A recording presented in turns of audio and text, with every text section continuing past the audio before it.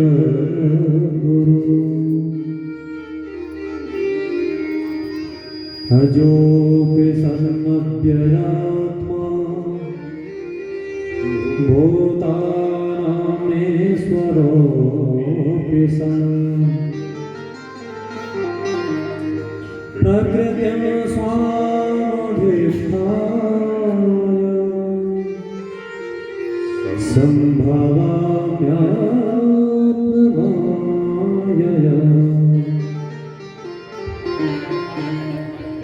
यदा यदा हि धर्मस्य ग्लानिर्भवति भारत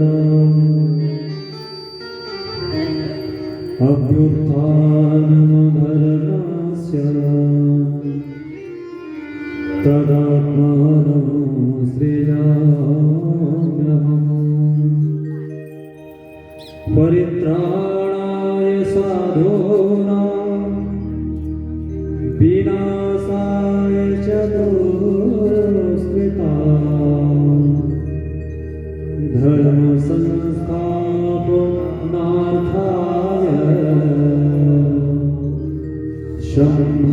सम्भवामि युगे युगे जन्म कर्म च मे दिव्य मेवं यो वेत्ति तत्त्वतः त्यक्त्वा देहं पुनर्जन्म नैति मामेति सोऽर्जुन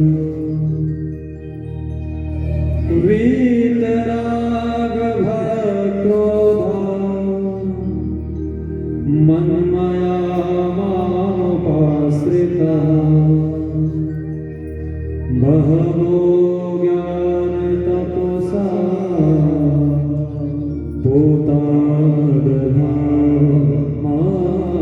भूतागमागतः वसुदेवसुतं देवं कंसे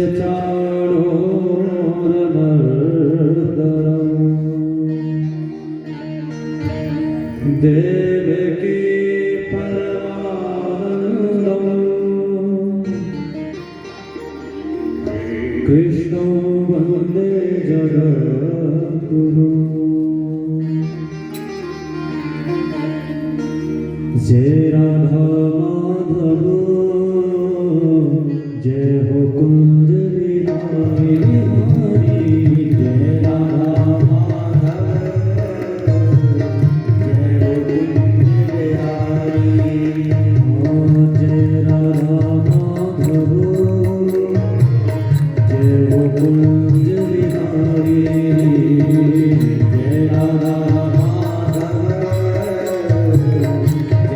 Jai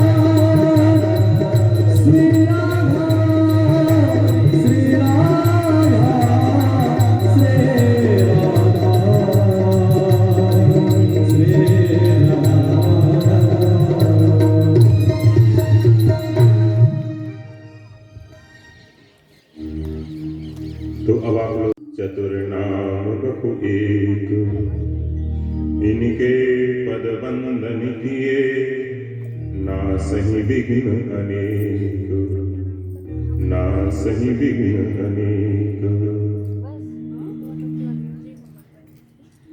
भक्ति भक्त भगवंत गुरु चतुर नाम बहु एक, इनके पद बंदन किए, नासत विघ्न अनेक।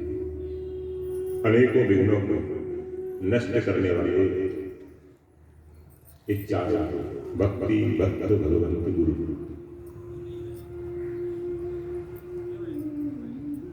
अनेक प्रकार के संकटों से रक्षा करने वाले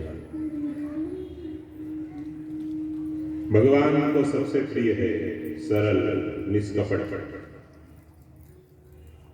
निष्काम, निष्किंचन, निर्लिप्त, निर्भय, निर्वैर भक्त। तो भक्त को निष्किंचन होना चाहिए, निष्काम होना चाहिए, निर्लिप्त होना चाहिए, निर्वैर होना चाहिए। निष्किंचन माने जो प्रभु के अलावा संसार में किंचित मात्र भी वस्तु को अपना नहीं मानता, वो निष्किंचन। बस ठाकुर जी हमारे लिए, हम ठाकुर जी के, और हमारा कुछ नहीं, और हमारा कोई नहीं है, कहीं नहीं है, कभी नहीं है। भक्त से पूछो ये घर वाले हैं, ये बोले ये हमारे नहीं है। तुम्हारे नहीं है फिर इनके साथ क्यों रहते हो? बोले ये प्रभु के हैं। प्रभु ने हमें कुछ जिम्मेदारी दी है, उसका निर्वहन करते अपने नहीं। अपना तो ये शरीर भी नहीं है, तो शरीर के माता पिता स्त्री पुत्र पति यह अपने कैसे हो? ऐसा उसको ज्ञान अपने प्रभु है, अपने मतलब आत्मा के केवल परमात्मा, ऐसा ग्रह बोध होता, ग्रह ज्ञान होता।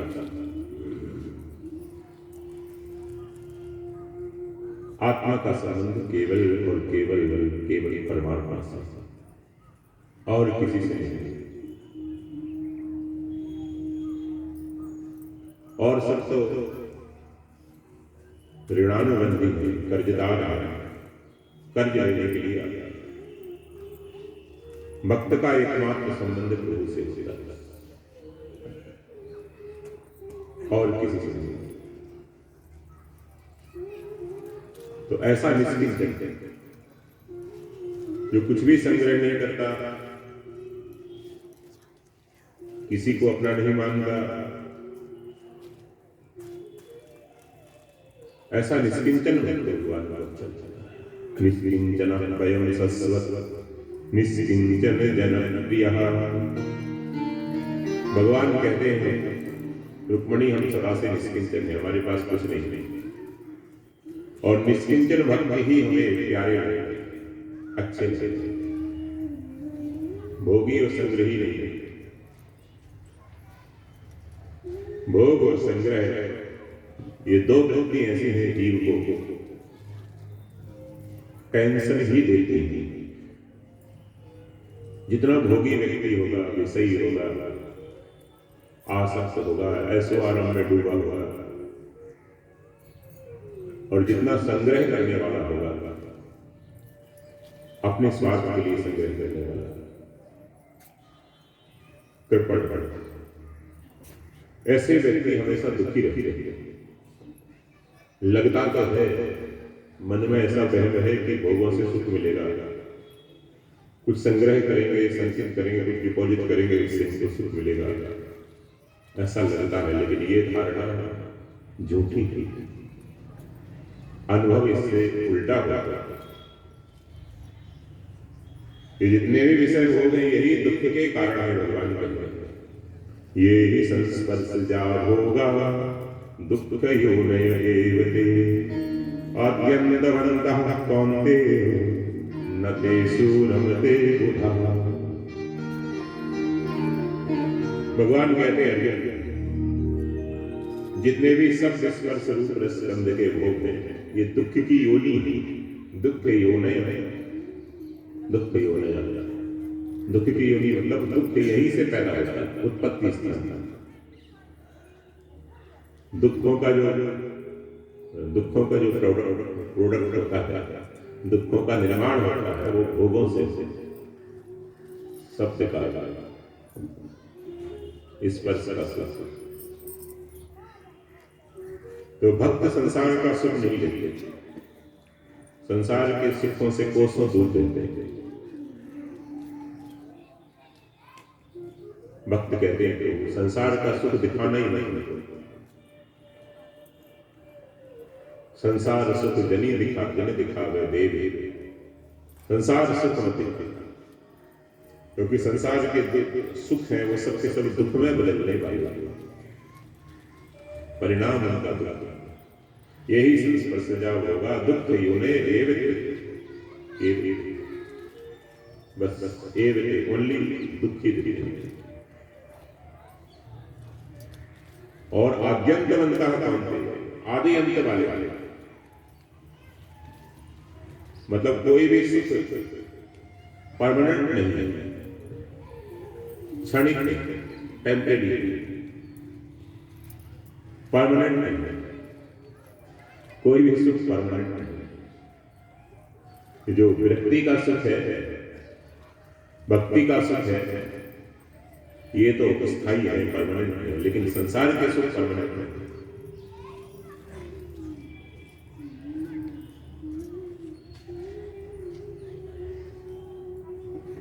इसलिए चक्रवर्ती सम्राट को भी वो सुख नहीं होता जो भक्तों को होता है, और इंद्र को भी वो सुख नहीं होता। प्रधानमंत्री बन जाओ, राष्ट्रपति बन जाओ और पुण्य करते करते करते स्वर्ग में चले जाओ, गाढ़ा से स्वर्ग तक चले जाओ, वो सुख आपको हासिल नहीं होता जो किसी गुदड़ी वाले विरक्त महापुरुष को। न सुखम देवराजस्य न सुखम चक्रवर्तिनः यत् सुखम वीतरागस्य मुनिः एकांतजीविनः। एकांत में रहने वाले विरक्त महापुरुष को जो सुख होता है वो सुख चक्रवर्ती सम्राट को नहीं होता, बड़े बड़े प्रेसिडेंट को नहीं होता, राष्ट्रपतियों को नहीं होता। जो सुख विरक्त को होता है। इसी का भावानुवाद कबीरदास जी महाराज ने किया। ना सुख काजी पंडिता ना सुख भूप भया, ना सुख काजी पंडिता ना सुख भूप भया, सुख सहजाही आवसी कब जब तृष्णा रोग गया। तृष्णा निकल जाती है, संतोष हो जाता है, विरक्ति जागती है, तो सुख सहज में ही आता है ऑटोमेटिकली। सुख तो हमारा है स्वरूप ही, हमारा जो ओरिजिनल फेस है वो सच्चिदानंद है। वो कुछ करने से नहीं, शादी करने से नहीं मिलेगा, वो बच्चे होने से नहीं मिलेगा, वो पोतों से नहीं मिलेगा, वो ऑलरेडी हमारा स्वरूप ही है ऑटोमेटिकली। इसलिए संतों को सुख मिलता है, क्योंकि वो अपना सहज का सुख लेते, आत्म सुख लेते। निज सुख मन बिन होई धीरा, परस की होई विहीन समीरा। निज सुख बिन मन होई धीरा। आत्म सुख के बिना मन स्थिर हो सकता है क्या? लोग मन स्थिर करने का बहुत प्रयास करते, बहुत प्रयास करते, लेकिन जब आत्म सुख मिलेगा, बाहर से आप विरक्त होंगे, बहिर्मुखी जीवन से आप धीरे धीरे अंतर्मुखी होंगे, तो सुख सहज नहीं मिलेगा, निज सुख मिलेगा, अपना सुख, आत्मा सुख। अभी पर सुख, अभी उधार का सुख, अब लोग सब पराधीन हैं, इंडिपेंडेंट नहीं है, सब पराधीन है। कोई स्त्री में सुख ढूंढता है, कोई पुरुष में ढूंढती है, कोई गहने में ढूंढती है, कोई सोचती है कि वो देखो झुमका मिल जाए बरेली वाला तो मैं सुखी हो जाऊंगा, कोई सोचती है पोता हो जाए तो मैं सुखी हो जाऊंगा, कोई सोचता है चुनाव जीत जाए तो हम सुखी हो जाए, कोई सोचता है कि दुकान चल जाए तो हम सुखी हो जाए। ये सब उधार का सुख है, आर्टिफिशियल, बनावटी, कृत्रिम, अस्थायी, टेम्परेरी। भक्त आत्मा सुख से परमात्मा में सुख मानता है या आत्मा में सुख मानता है? आत्मन्येव च संतुष्टः तस्य कार्यं न विद्यते।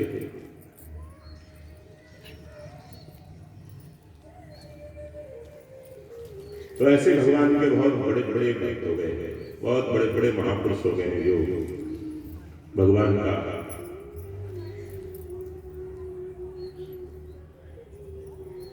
भजन करते करते, प्रभु की भक्ति करते करते बड़े बड़े श्रेष्ठ बन गए, महापुरुष। और भगवान को कहना बड़ा मोते अधिक संत करी लेते, मेरे से अधिक, मेरे से बड़े हैं। संत को, विरक्त को, भक्तों को भगवान अपने से बड़ा मानते हैं। एक बार लक्ष्मी जी ने पूछा प्रभु से, जब लक्ष्मी जी आई वैकुंठ में तो प्रभु से पूछा कि प्रभु ये बताइए कि आपसे बड़े बड़े कौन कौन हैं ब्रह्मांड में? भगवान ने कहा क्यों ये क्यों पूछते माया आसान थी, क्यों पूछ रही है? बोले मैं इसलिए पूछ रही हूँ कि जब वो आपसे जो बड़े हैं वो आए तो मैं उनका पर्दा करूँगा, घूंघट करूँगा। जेठ जी होंगे, ससुर जी होंगे, ताऊ जी होंगे, चाचा ससुर है, काका ससुर है, कितने रिश्ते होते हैं ज्वाइंट फैमिली में। तो आपसे बड़े कौन कौन हैं वैकुंठ में या इस ब्रह्मांड में? भगवान ने कहा जितने हमारे भक्त हैं, विरक्त संत हैं, वो सब हमसे बड़े, वो सब मेरे से बड़े। चाहे छोटी सी उम्र के सुखदेव जी, सनकादि जैसे, वो सब हमसे बड़े हैं। अच्छा, वो आपसे बड़े हैं। तब से लक्ष्मी जी ने गांठ बांध दी कि भगवान के भक्तों से थोड़ा पर्दा लगाना है, क्योंकि बहु जेठ से पर्दा लगाना। तो भक्तों के पास लक्ष्मी ज्यादा आती है, ठीक कारण, क्योंकि लक्ष्मी जी पर्दा जेठ से, भक्त जेठ की लगती है लक्ष्मी जी की, संत है वो जेठ जी। तो जेठ जी आते हैं, बाहर से आते हैं जेठ जी, आवाज लगाते हैं जैसे जेठ जी आ गया, जैसे जेठ जी आवाज लगाते हैं सावधान करने के लिए बहू को अपनी, तो बहू कर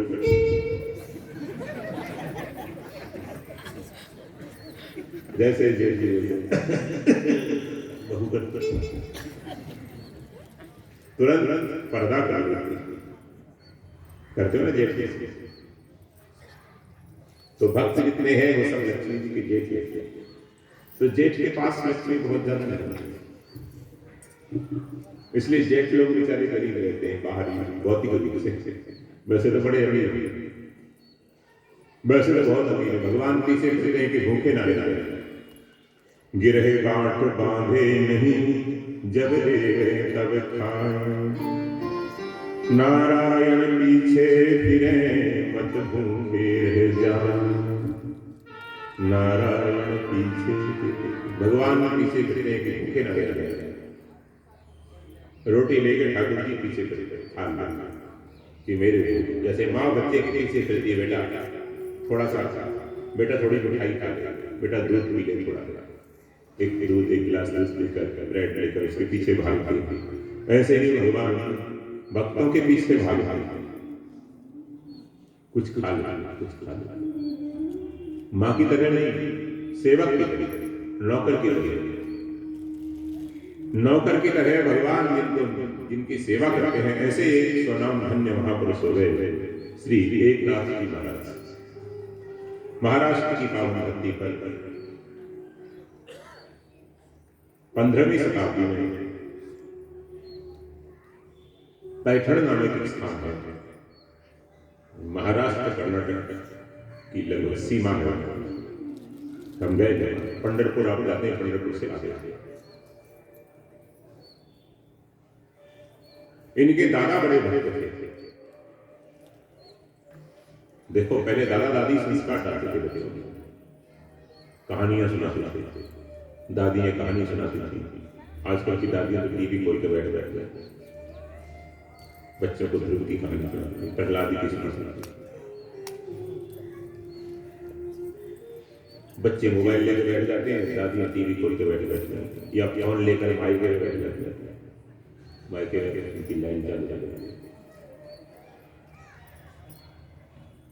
नई नई साड़ी पहन कर मेकअप करके टाई वाई करा के दादियां डेंटिंग पेंटिंग करके अपनी उनकी अलग दुनिया मस्त है।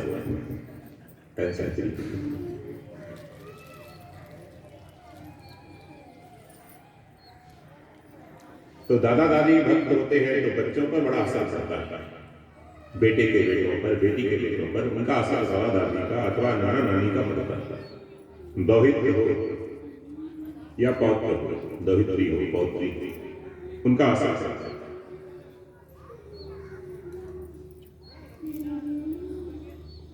प्रायः अवस्था बीतने के बाद उनमें विरक्ति आ ही जाती है, भजन बढ़ता था। हम देखते हैं शर्मा जी के पिताजी खूब कीर्तन करते रहते हैं, भजन करते रहते हैं, खूब कीर्तन करते रहते हैं, भजन करते रहते हैं। बयसी गते का काम विकार, सुस्के नीले का सारा,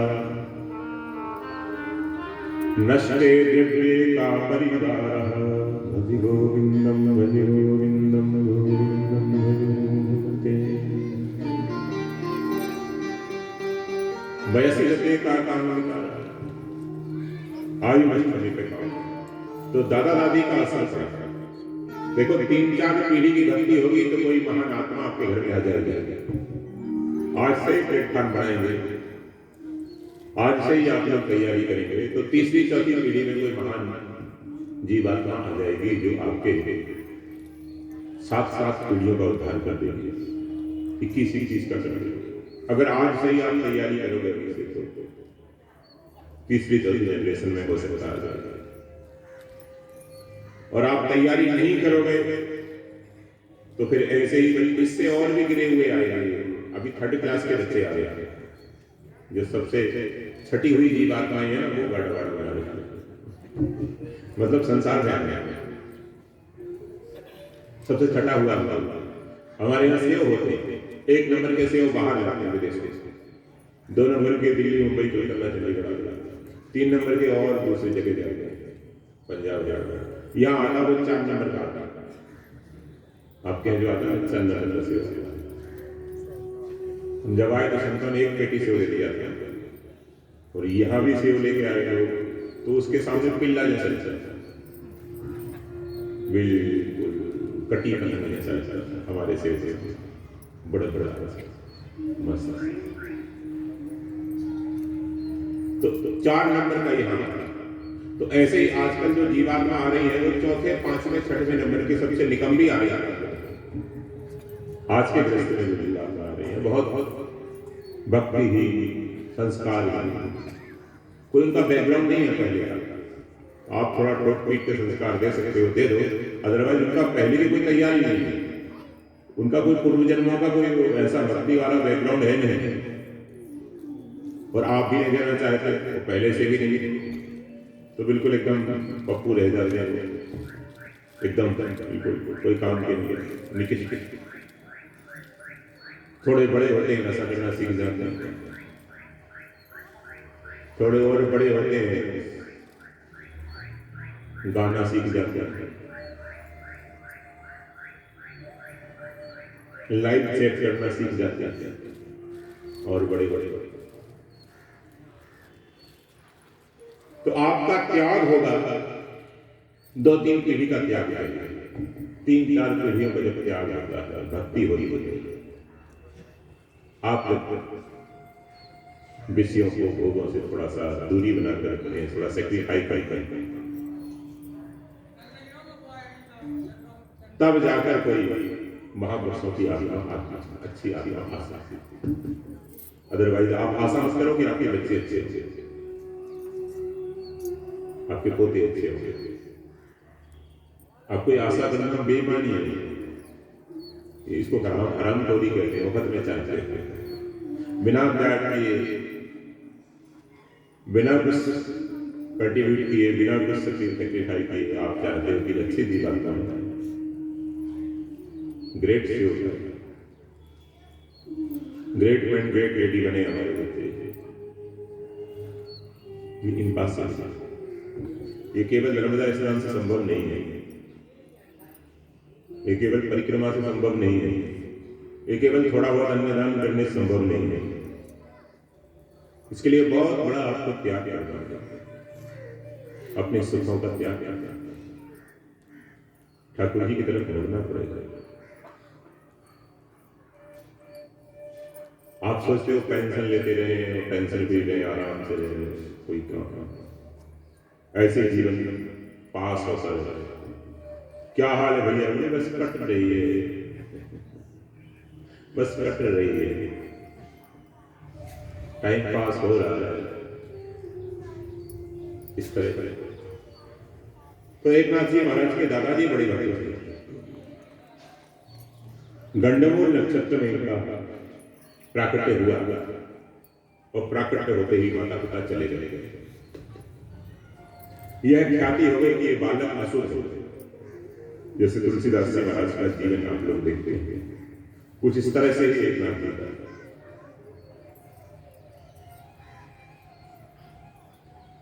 भगवान जिसको अपनाना चाहते हैं ना, उसको थोड़ा कसते हैं, थोड़ा तपाते हैं, थोड़ी उसको कंडीशन फेस करनी पड़ती है। इस पर भगवान की कृपा होती है। भगवती जगदम्बा को हम हार पहनाते हैं, वो हार ऐसे ही नहीं रख जाता, उसको बहुत कसौटी पे कसते, आग में तपाया जाता है, जलाया जाता है, शुद्ध किया जाता है स्वर्ण को, तब जाकर वो भगवान का मुकुट बनता है।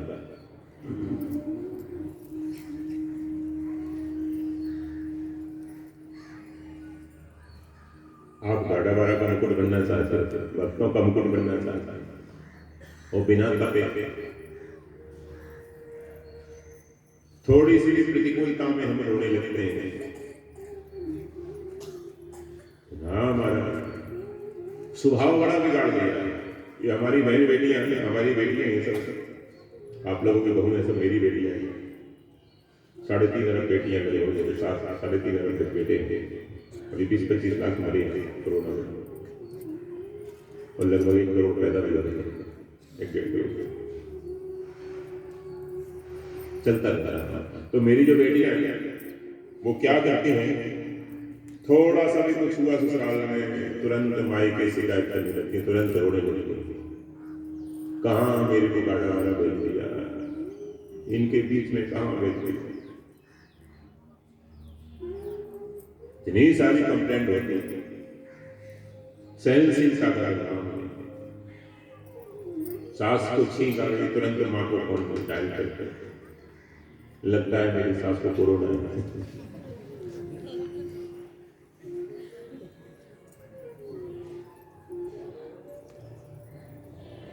और वो मेरे पास आके छींक रही है, कल नहीं, मम्मी मेरे को डर लग रहा है, क्या करूं। अब माँ को टेंशन डाल दिया, एक छींक क्या आई उसने माँ को टेंशन डाल। छोटी छोटी बात सहन नहीं कर सकते। आप चाहते हो हमारे बच्चे बुढ़ापे में हमारी सेवा करेंगे, हमारी बेटी ऐसा चाहती, सेवा क्या करेंगे, लक्ष्मण हमारे बस इसमें कृपा पाना।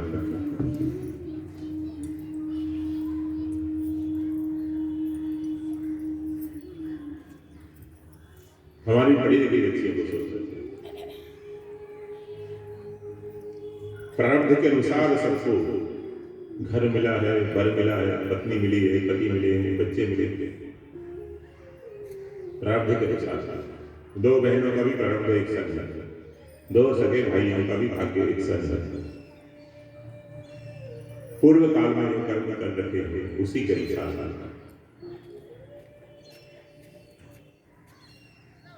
उसका जो फल है उसी को भाग्य कहते हैं। पुराने जो कर्मों का फल है वही तो भाग्य है। किताब प्रेस की छोटी सी पुस्तक कर्म रहस्य, इंग्लिश में जिसका ट्रांसलेशन हुआ सीक्रेट ऑफ द कर्म, आप पढ़ना, बड़ी सुंदर। पुराने कर्मों के फल को ही भाग्य कहते हैं।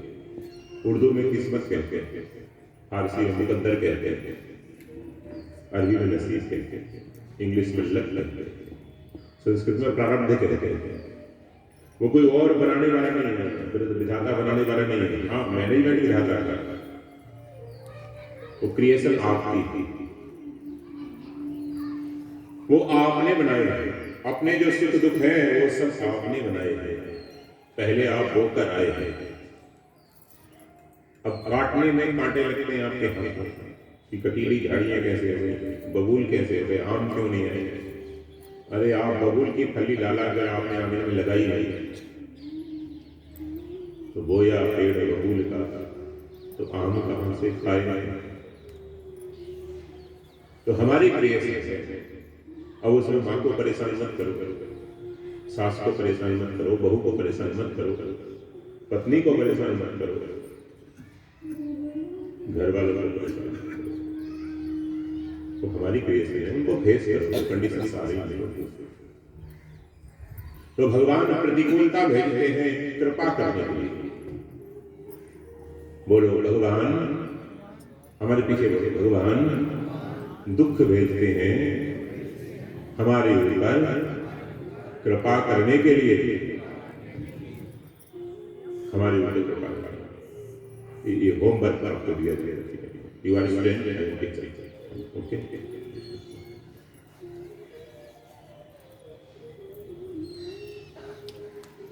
तो दुख आए तो ये समझो कि भगवान की कृपा होने वाली है। बहुत अच्छा, कृपा होने वाली है। जब दुख आने लगे, घर में कोई मरने लगे, अपमान होने लगे, प्रतिकूलता होने लगे, एक्सीडेंट हो जाए, तो यही समझना कि ठाकुर जी कृपा होने वाली है। हमारे ऊपर भगवान प्रसन्न, वो कृपा करने को तैयार है। ऐसा हुआ अगर आप तुरंत निश्चय कर लें। माता पिता इनके चले गए, दादा दादी ने पाला। ये महापुरुष कई जन्मों के भक्त होते हैं। एक जन्म में इतना बड़ा महापुरुष नहीं बनेगा, कई जन्मों के 5-7 जन्मों में ये PhD करते हैं अध्यात्म। जैसे हम लोग हैं, मैं हूँ, आप हैं, हम लोग अभी KG वाले, आप लोग प्राइमरी हो सकते हैं, मिडिल हो सकते हैं, लेकिन मैं अपना बताऊँ, हम KG वाले। इस आध्यात्मिक विद्यालय में मैं KG वाले। माता हो सकते BA पास होती है, जस्ट लर्निंग, अभी बिगिनिंग है हमारी। तो ये महापुरुष कई जन्मों की त्यागी, तपस्वी, उदार भक्त होते थे। पहले से इनका बैकग्राउंड बन चुका है, भूमिका बन चुकी है, प्लेटफॉर्म बन चुका होता है। ठाकुर जी की इच्छा से ऐसे महापुरुष आते हैं, इनको कारक पुरुष कहते हैं। कई महापुरुष जन्म तपस्या करते करते मुक्त हो जाते हैं और फिर भगवान उनको मुक्त लोगों को भी भेजता है। जैसे रिटायरमेंट के बाद भी गवर्नमेंट एक्सप्रेशन देती है, उनको थोड़ा एक्सप्रेशन देकर थोड़ा नियुक्ति करके उनको रखती है। कई IAS IPS अफसरों को गवर्नमेंट रखती है।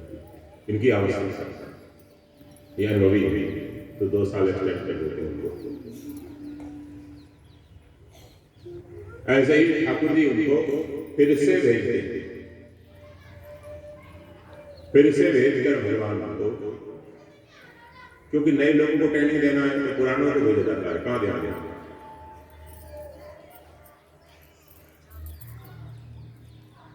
नई भर्ती हो रही भक्तों की, सीनियर चाहिए, इसलिए भगवान को ऐसे ही महापुरुष सुकार श्री एकनाथ जी माता पिता का देहांत हो गया, दादा दादी ने इनको पाला। एक बार ये ठाकुर जी का ध्यान कर रहे थे, गोदावरी नदी किनारे बैठ कर। इनको ऐसा एक अशरीरी वाणी सुनाई दी, ऐसा एक इनको आभास हुआ जैसे कोई कह रहा है, श्री जनार्दन पंत बहुत अच्छे महापुरुष हैं, तुम संत की खोज में हो, जनार्दन पंत के पास चले जाओ तो कृतार्थ हो जाओगे। अभी अनगढ़ हीरा हो जौहरी के पास अभी आप एक कच्चे घड़े हो, कुम्हार की आवश्यकता है, तो कच्ची मिट्टी की बच्चे कच्ची मिट्टी होगी, इनको कुम्हार नहीं मिलता, तो गुरु रूपी कुम्हार चाहिए। तो गुरु तो कुम्हार है और शिष्य घड़ा है, और बाहर से जो प्रतिकूलताएं मिल रही है ये उसकी थापी, कुम्हार थापी लगा रहे। गुरु कुम्हार शिष्य कुंभ है, गड़े गड़े काटे खोट, लेकिन अंदर हाथ सहारा दे और बाहर मारे चोट। प्रतिकूलताओं की चोट तो मारते हैं, लेकिन अंदर से आत्मबल विल पावर भी बढ़ाते हैं, कंडीशन को आप फेस कर सकते हैं। सत्संग से यही मिलता है। देखो सत्संग से आपकी कंडीशन नहीं बदलेंगे, सत्संग से कंडीशन को फेस करने की विल पावर आपको आ जाएगी। इतना इतना भी बहुत है, इतना भी मेरी तरफ से बहुत है। सत्संग करते रहोगे आप कंडीशन को फेस कर सकते, हंसते हंसते फेस कर सकते, ये विल पावर आप में है।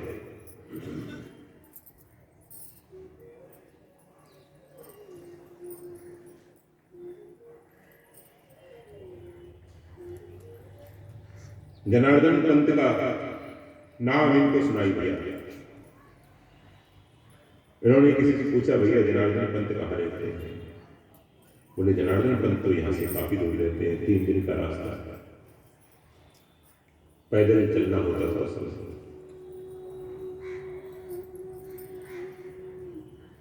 एक नाथजी चल पड़े, एक दिन अचानक रात में ही चल पड़े, किसी को बताया नहीं, क्योंकि घर वालों को बताओ तो वो जान नहीं देते। वो कहते बेटा हमको बांधा हमारे बाप ने, अब तुमको बांधेंगे।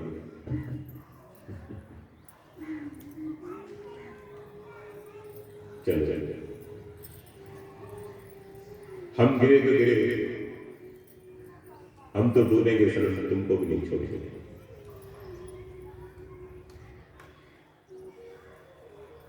तो किसी को भजन का मन हो, विरक्ति हो, तो घर वाले उसको सबसे पहले घर से ही बांधा होगा, ये हमारा अनुभव है। वो तो बस निकल जाता है, विरक्ति की लहर में रह जाता है, निकल कोई इसको रोक भी नहीं सकता, कोई प्रलोभन संसार का। हाँ देखना चाहिए चौक पर जाकर, स्मशान बैराग तो नहीं है, कंडीशनर तो नहीं है कि लड़ाई होती है तो चलो, घर पर हो गई खटपट तो चल बाबा जी के मठ पर, ऐसा तो नहीं। उसकी जो विरक्ति है, उसका जो भाव है वो स्थायी है, उसमें कुछ। इसलिए नारद जी ने ध्रुव जी को ठोक बजाकर लिखे, गुरु की आवश्यकता वही होती है, पहले गुरु की आवश्यकता नहीं होती। देखा देखी आप लोग कर लेते हो ना, ये आवश्यकता नहीं, आप लोगों को गुरु की आवश्यकता नहीं। क्या जाएगा गुरु के बिना आपको भूख नहीं लगती क्या, नींद नहीं आती क्या जाएगा? कोई आवश्यकता नहीं आप लोगों को। गुरु की आवश्यकता वही है जहां गोविंद की तरफ चल रही है। गोविंद की प्राप्ति तो आपका उद्देश्य है, आपका तो उद्देश्य नहीं है थोड़ी खेती करना है, एक प्लाट गाड़ा वाड़ा लेना है, एक बंगला बनाना है, एक दुकान खोलना है, टारगेट कितना ही है,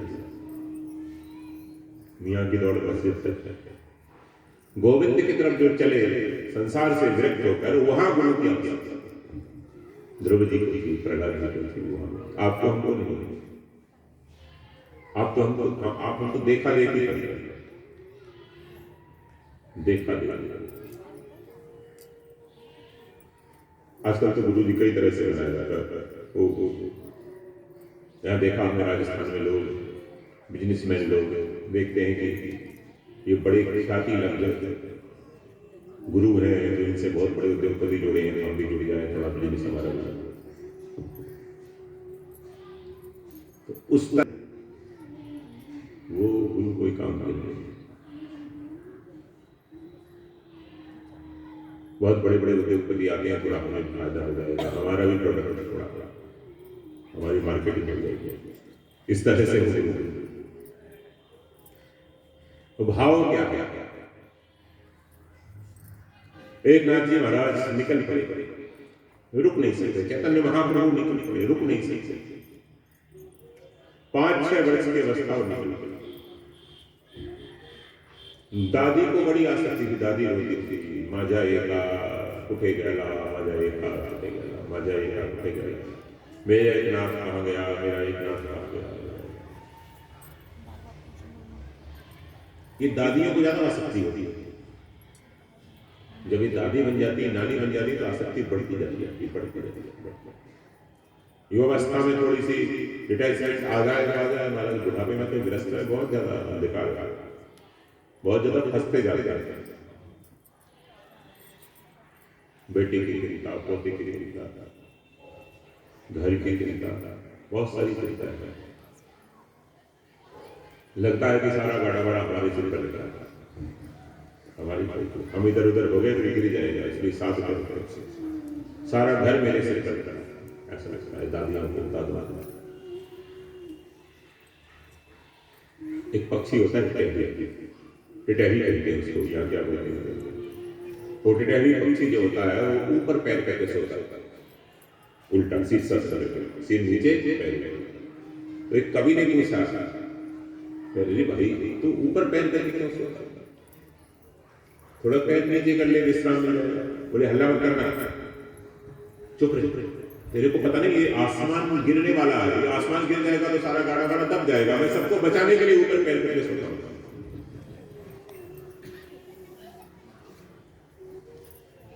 उमा राव नहीं असहज जी में टिटी हाँ गंगा कांड में ये तुलसीदास जी महाराज को। तो हम लोग टिटहरी की तरह हैं, हम कहते हैं हमने साथा है परिवार का। अरे भाई कल तू चला जाएगा कभी कोरोना से या किसी सामान्य से नार्मल, तो भी परिवार वैसे ही चले जाएगा, छोटे छोटे बच्चे लोग छोड़ के चले जाते हैं। दादी रोती है, माझा एका कुठे गेला, माझा एका, मेरा एका कहाँ गया, मेरा एका कहाँ गया। एक नाती तो चले गए ठिकाने का जनार्दन पंथ 2 दिन रात भर 2 रात 2 दिन चलते ही रहे, खाया पिया नहीं, चलते ही रहे। गुरु जी के पास साष्टांग प्रणाम किया, चरण पकड़ लिए, आंखों से प्रेमाश्रु बहने लगे। गुरु जी ने पूछा, बेटा तुम कहाँ रहते हो, तुम्हारे घर में कौन है, तुम्हारी माँ है? बोले गुरु जी मैं तो आपकी शरण में आ गया, मेरा कोई नहीं है। माँ है अगर तो जाओ, माँ से आज्ञा लेकर आओ। बोले गुरु जी मेरा कोई नहीं है। संत लोग कोई शिष्य बनाते हैं किसी को, गृहस्थ शिष्य, तो बिना माता पिता की आज्ञा से नहीं बनाते, प्रोटोकॉल, माता पिता की आज्ञा दें, नहीं तो कल वाला गाड़ा वाला का भी केस कर देगा कि हमारे बच्चे को ले गए। तो वो समर्पित है, उसके बाद भी माता पिता की परमिशन मिल जाती है।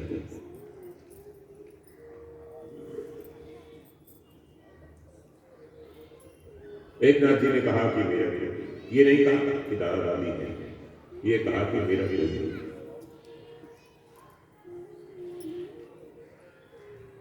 आपके सिवा गुरु जी मेरा कोई नहीं, चरण पकड़िए। गुरु जी ने कहा उसको विरक्त दीक्षा दे दी, ब्रह्मचारी वेश में रहने लगे। मुंडन संस्कार हुआ, यज्ञ भी दिया है गुरु जी ने, ब्राह्मण बालक और उनको दीक्षा दी, विरक्त दीक्षा। एक नाथ जी गुरु जी के पास रहने लगे, गुरु जी की सेवा करते हैं। गुरु सेवा करते करते करते करते बहुत समय हो गया, 6-7 वर्ष हो गए, 12 वर्ष चाहिए कम से कम। 12 वर्ष का सत्संग हो तब थोड़ा रंग चढ़ता है संग का। 1-2 घंटे में तो आपको कुछ नहीं होता, ये तो फॉर्मेलिटी करते हैं आप, बुरा न होली होली। जब बहुकाल करिए सत्संग, बहुकाल मीन्स करते तभी हो ये सब सत्संग गाई। जब बहुकाल करिए सत्संगा, जब बहुकाल करिए सत्संगा, तब ही होए सब संशय भंगा, तब ही होए सब संशय भंगा। जब बहुकाल करिए सत्संगा, जब बहुकाल करिए सत्संगा, जब बहुकाल करिए सत्संगा, जब बहुकाल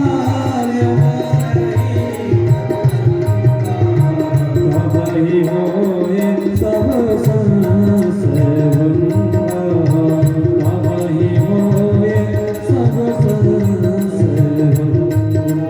जय सिया राम, जय सिया राम, जय सिया राम, जय सिया राम, जय सिया राम, जय सिया राम, जय सिया राम, जय सिया राम। जब बहुकाल करिए सत्संगा, तब ही होए सब संशय भंगा, तब ही होए सब संशय भंगा।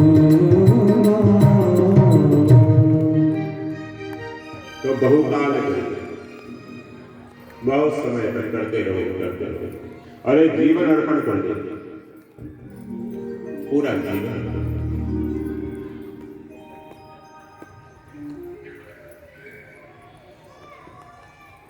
मानव देव जी कहते हैं कि प्रभु बहुत जन्मों से बड़ा ये चीज बात है, ये प्लाटा,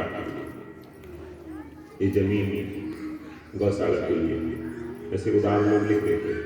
तो भक्त लोग अपना जीवन लिख देते हैं गुरुजनों के लिए, भगवान के लिए डेडिकेटेड समर्पित लिख दिया। बहुत जन्म के बिछड़े माधो, अब ये जन्म तुम्हारे लेखे। बहुत जन्म के बिछड़े माधो, अब ये जन्म तुम्हारे लेखे। अब ये जन्म आपके लिए लिख दिया, लिख दिया, पक्का लिख दिया। अब आप मारो तारो, सुख दो दुख दो, आपके लिए लिख दिया। जमीन आपको दे दी, आप आश्रम बनाओ, गौशाला बनाओ, मंदिर बनाओ, विद्यालय बनाओ, प्याऊ बनाओ, दे दिए। जो श्रुति होगा आपको करना है। अब हमको इंटरफेयर नहीं करेंगे कि नहीं ठाकुर जी का मंदिर ही बनाओ, नहीं गौशाला ही बनाओ, विद्यालय बनाओ, संत निवास बनाओ, सत्संग भवन बनाओ, जो आपको ऐसे ही ठाकुर जी को लिखो, जैसा बनाना चाहे वैसे। तो भगवान तो अपनी तरफ से बहुत बहुत बहुत अच्छा बनाते हैं, महापुरुष बना देंगे। 2 कौड़ी के आदमी को महापुरुष बना देते हैं। तुलसी एक दिन ले मांगे मिले में चून, कृपा भई रघुनाथ की तुलसी दोनों जून। हो तो खर को सवार, तेरो ही नाम गयंद चढ़ा। गयंद माने हाथी। तुलसीदास जी महाराज जब काशी जाते तो काशी नरेश हाथी में बिठा कर सवारी या शोभा यात्रा निकालते पूरी काशी से, कि संत आए हैं सब दर्शन करेंगे, चलो चलो संत आए। तो हाथी पे बिठाकर बढ़िया अच्छी वो सजा कर उसको तिल निकालते।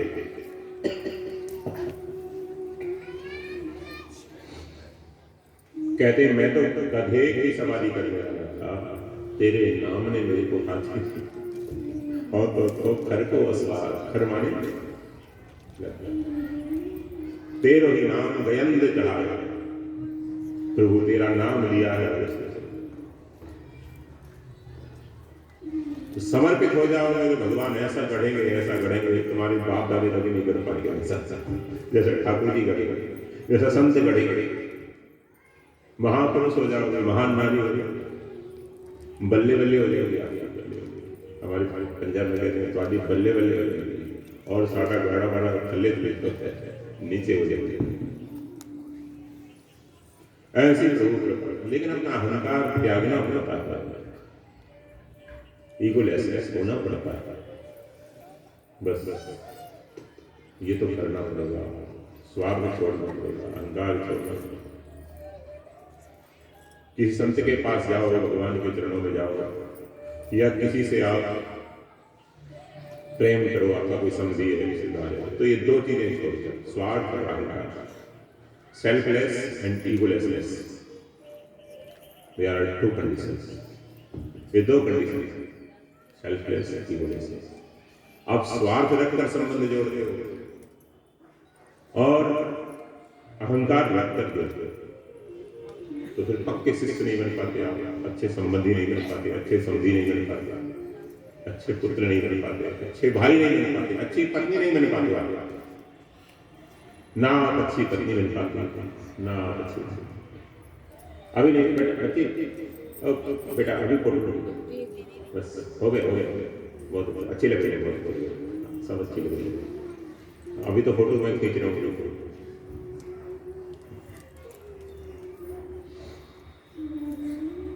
अभी आपका चित्र बनाने का प्रयास मैं कर रहा हूँ, लेकिन आप लोग बस यहाँ से सुनते हैं, यहाँ से निकालता।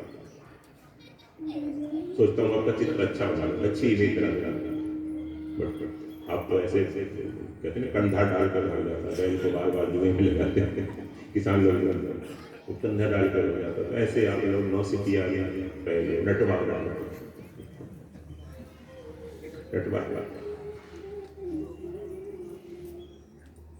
बार बार डाल के कंधा भाग जाते हैं, फिर संसार में, फिर उसी अटैचमेंट में, फिर उसी वो हो गए। संत प्रयास करते हैं आपका चित्र बनाए, आपकी इमेज भी अच्छी बनाए, ताकि मरने के बाद भी वही इमेज बनी रहेगी। ऐसा चाहता है आप कॉपरेट तो करो, थोड़ा सहयोग तो करो, आप करना ही नहीं चाहते, बिना किए कहते हैं महाराज आशीर्वाद दो, आशीर्वाद दो, आशीर्वाद। ऐसी भिखारियों में थोड़ी आशीर्वाद मांगने वाले, आशीर्वाद लाइक नहीं ऑटोमेटिकली मिलता है। एक नाथ जी महाराज गुरु जी के पास रहते थे, बहुत समय हो गया रहते। एक उनके गुरु जी जो जनार्दन पंत थे, उनके पास दत्त भगवान आते थे, एक अवधूत वेश से दत्तात्रेय जी आते थे। एक नाथ जी देखते थे भीतर कुटिया में एक गुरु जी के पास एक बाबा जाता है अवधूत, उसके साथ एक कुटिया रह जाती है, ऐसा बाबा जाता है। वो कामधेनु माता थी, उसको सामान्य वेश में रखते थे, कुटिया के वेश में रखते थे, और खुद भी एक भिखारी के खंडे खाली के रूप में रहते जाते अंदर, लेकिन गुरु जी की आज्ञा नहीं अंदर आने की, इसलिए बाहर बैठे रहते, कभी इंटरफेयर नहीं करता। गुरु जी की आज्ञा बाहर ही प्रणाम कर लेते, गुरु जी जो काम बता देते वह काम कर लेते, नहीं तो बैठ कर भजन करते, जब करते थे। काम हो जाए तो बेटा बैठ कर भजन करते, गुरु जी काम बताए तो काम करो, नहीं तो भजन करो, दूसरा कोई काम करो, मोबाइल बिल्कुल नहीं चलाना। उस समय अगर मोबाइल होते तो ये महापुरुष आते ही नहीं। एक बार गुरु जी ने भीतर बुला लिया, एक नाथ गुरु जी प्रसन्न हो गए, इकड़े आए। उससे पहले एक घटना घटी, एक नाथ जी को हिसाब दिया गुरु जी ने आश्रम का। एक नाथ जी को हिसाब लगाने में थोड़ी सी एक लिखने में भूल हो गई उनकी, तो वो टैली करते करते बार बार टैली करते हिसाब ठीक नहीं बैठ रहा था। एक एक 5 पैसे का अंतर पड़ रहा था उसमें। उस समय 5 पैसे बहुत होते थे, क्योंकि वो संख्या लिखना भूल गए बार बार। फिर देखा वो जो गुरुजी ने रफ पेपर दिया है उसमें वो संख्या लिखी है, वो भी तो मैंने नहीं लिखी उसमें, वो भी ऐड किया। फिर हिसाब लगाया तो ठीक हो गया, दोबारा लगाया, टैली किया 2-3 बार, बिल्कुल ठीक हो गया जो गुरुजी का हिसाब था। तो खुश हो गए, छोटे बच्चे से ताली बजा के नाचने लगे, वाह वाह वाह, भूल मिट गई, भूल मिट गई, भूल मिट गई। गुरुजी उस समय लघु शंका के लिए बाहर आए थे, रात्रि के 12 बजे थे। बोले एक नाथ एका मुला काय झाला बेटा, क्या हो गया, क्यों खुश हो रहा है? बोले गुरुजी